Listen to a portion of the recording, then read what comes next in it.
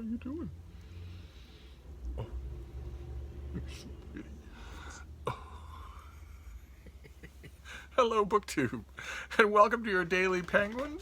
This is our tour through my Penguin Classic wall, and we are encountering all kinds of things on this wall, and we have lots more to go. It's halfway through the year, and we are not halfway through this wall, so we have to hope for some time-saving devices, unless I've been hearing, I leave my email on every video, and some days I wonder why. I've been hearing from a great number of you a whole bunch of ideas that you want to do.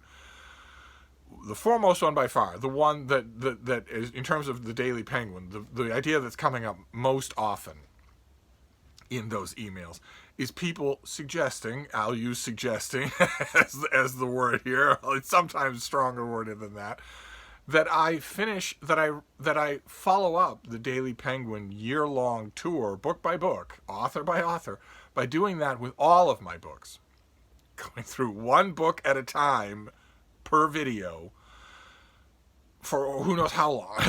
Who knows how long that would be.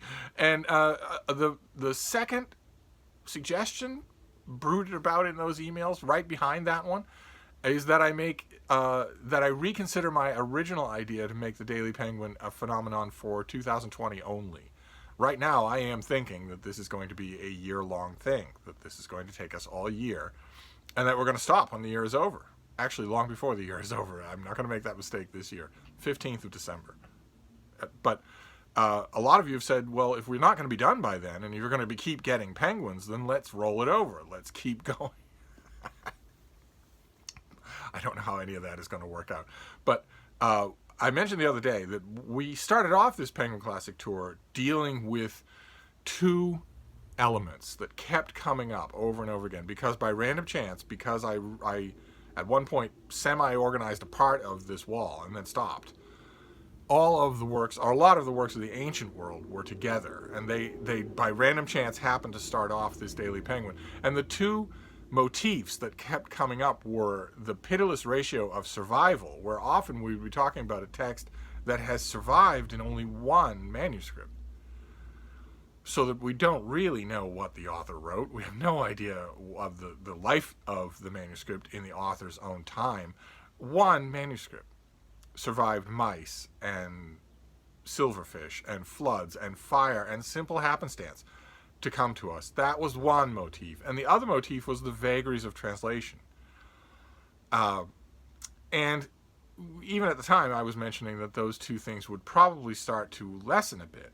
The vagaries, the pitiless ratio certainly would, in almost all cases. It would go away, especially once the printing press, once movable type is invented, and copies of a book are no longer difficult to make. And also the vagaries of translation. That will come up from time to time in the rest of the year. But by and large, once you move from ancient languages to the family of Romance languages, let's say just generally, translation tends to become less of an issue. It becomes less of a matter of you dealing with different kinds of animals as opposed to, different littermates, if you put it that way. You'll see what I mean when we get to translations. But it's not going to be as major an element as it was in trying to bring Gilgamesh into English. That is going to be an endeavor that is going to vary wildly between two different people making the attempt, and that's going to affect your reading experience in English. But one subject that came up the other day that is going to come up for the rest of this year as we move, relatively speaking, closer to the modern world, is what makes a classic. Why are these things in the Penguin Classic line? We can have a discussion on the subject, and it would be fascinating. Where is it popular appeal? Well, obviously not, right? Because the Western canon is full of classics that we study in school and that we see reprinted every year that weren't popular successes. Is it anything under the heading of a famous author? Not always. No. Sometimes the books are by authors who aren't famous.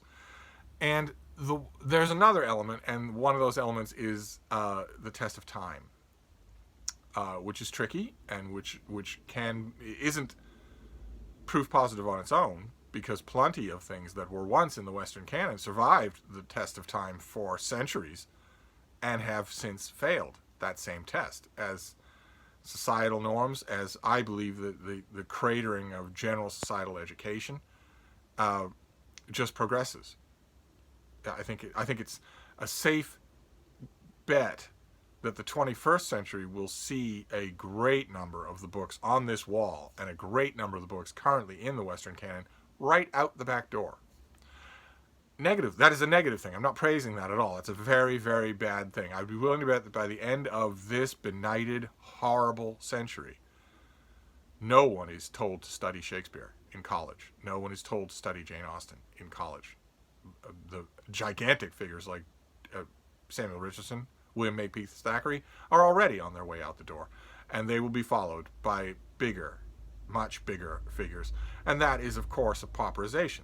That's a terrible, terrible change.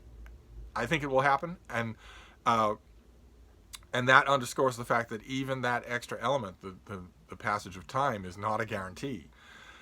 And it makes an endeavor like Penguin Classics, just as a publishing endeavor, a little bit trickier. What do you put in a Penguin Classics line? But as with yesterday, so too with today. Today is not a problem when it comes to that. Today is a book that is recognized all over as a classic. It has been for centuries. It was when it was published. Critics savaged it. But the greatest writers of the day, including William Makepeace Thackeray, recognized it for what it was, and that is Jane Eyre by Charlotte Bronte. It's just a normal Penguin black spine trade paperback that I have had for a long time. I had a mass market of this long before that. I had the mass market Penguin when it had an orange spine. I just would feel wrong not to have a Penguin classic of this book. At the moment, off the top of my head, I don't think I own this book in any other format. I don't think I have an Oxford World Classics paperback. I don't think I have a trade paperback. Pretty sure I don't have a collected Brontes or anything like that. I think this may be the only copy of Jane Eyre anywhere in Hyde Cottage that isn't electronic. Of course, I have an electronic version downloaded from Project Gutenberg. I downloaded the Project Gutenberg Jane Eyre on Barnes & Noble Nook, and then I downloaded it again on Amazon Kindle, and then I downloaded it again on another Amazon Kindle, and I have since downloaded it on every iPad. So all of my portals, all of my little electronic libraries have a copy of this book, just in case I feel like going to it. And my attitude towards those things has largely changed in the last 10 years, even in the last 4 years, the time I've been on BookTube.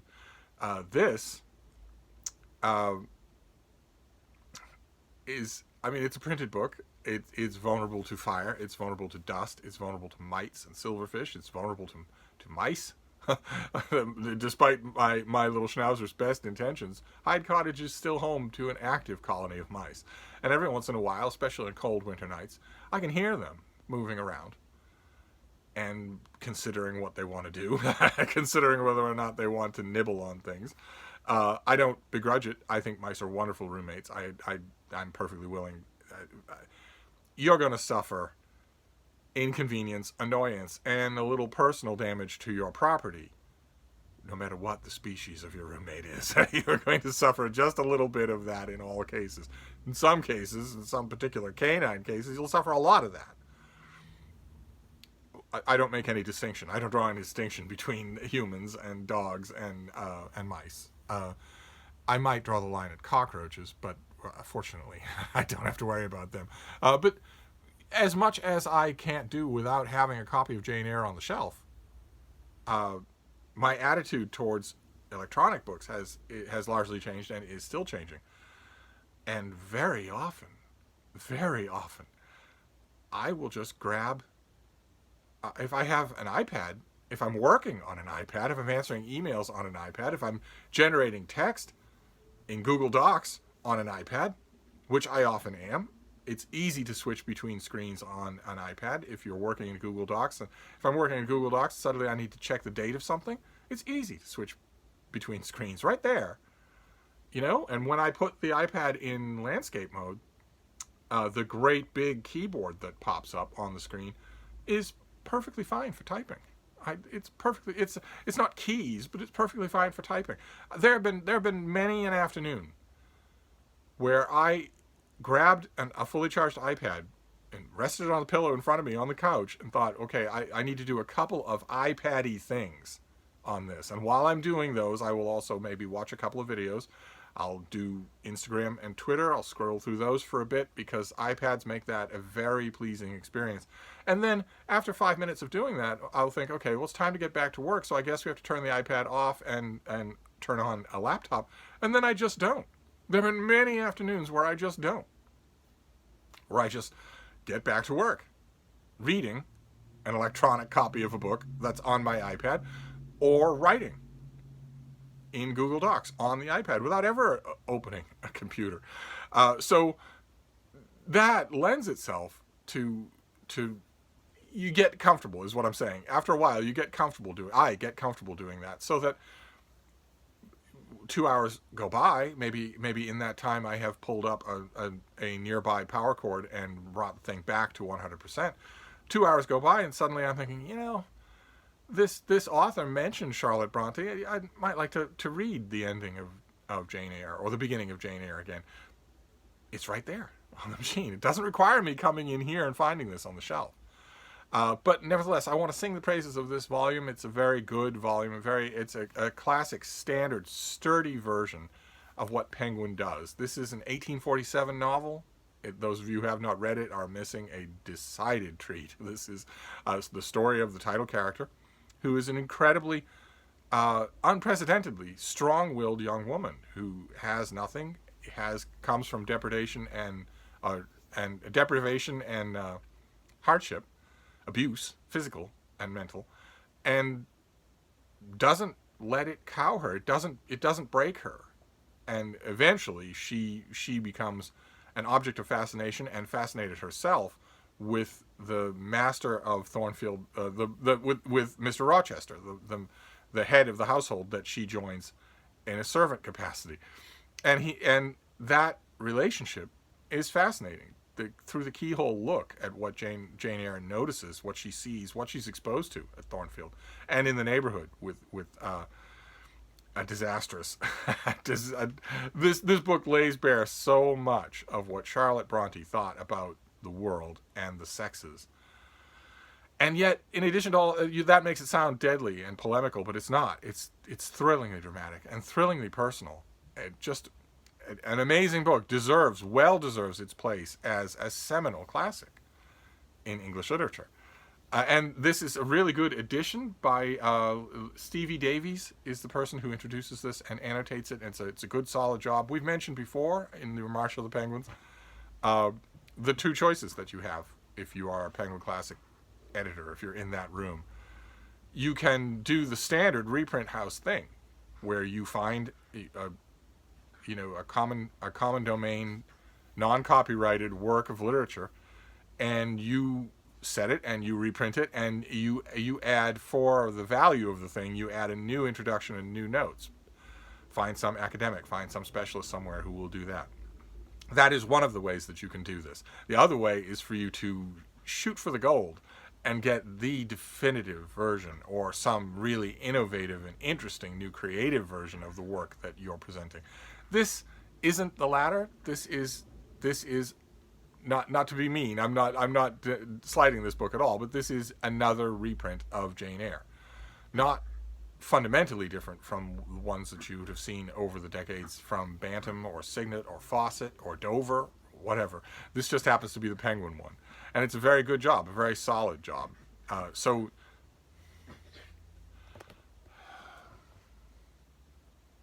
what are you doing?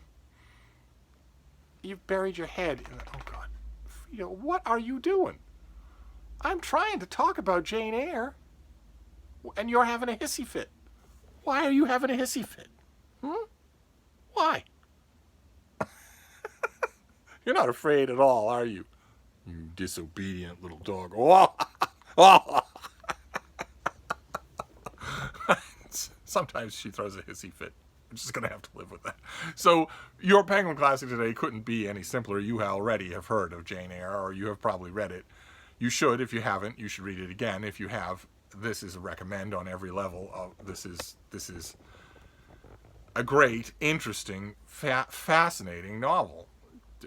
Just every bit. Like I mentioned with Pride and Prejudice, this is a book that is studied and also great, and also readable. So I recommend the Penguin Classic Edition. As you can tell from the shape that this one's in, I use it quite a bit. I do pull it down. It's the only reason for that digression on iPads is because 2020, for a lot of people, I think, has been a year.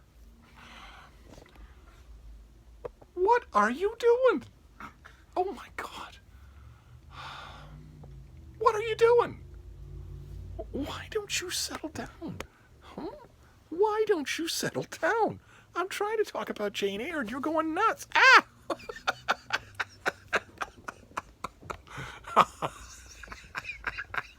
Sorry.